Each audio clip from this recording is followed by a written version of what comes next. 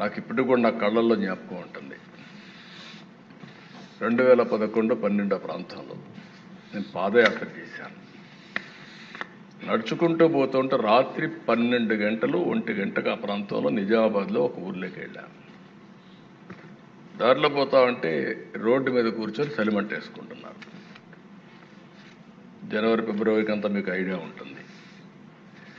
అక్కడ పోయినప్పుడు నేను కాసేపు మాట్లాడదామని చెప్పి మాట్లాడిన సమస్యని, సార్ చాలా బాధ ఉంది మాకు, ఎప్పుడు కరెంట్ వస్తుందో తెలియదు, అందుకని రాత్రి జాగారం చేస్తున్నాం అని చెప్తూ వాళ్ళు ఒక కుర్రాడు, సార్ నువ్వేం చేస్తావు? ఆయన కుర్రాడు బాబు, నేను ఇంజనీరింగ్ చదువుతున్నాను.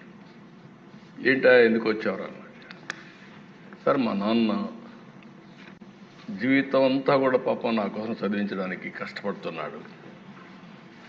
ఎవ్రీడే వచ్చి ఇక్కడ ఉండేవాడు మిషన్ వేయడానికి. నేను హాలిడేస్లో వచ్చాను.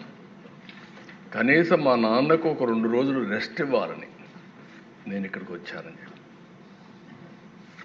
అప్పుడు నేను అడిగాను, ఏంటి ధైర్యంగా ఉన్నా అంటే, లేదు సార్ భయం వేస్తూ ఉంది, పేపర్లో వస్తున్నాయి, పాములు గరుస్తున్నాయని, చీకటి ఉంటుంది, పంప్ సెట్ అయిపోయినప్పుడు పాములు గరుస్తున్నాయని, భయంగా పోయి వేస్తుందని నా కుర్రాడు చెప్పినప్పుడు నేను చాలా బాధపడ్డా.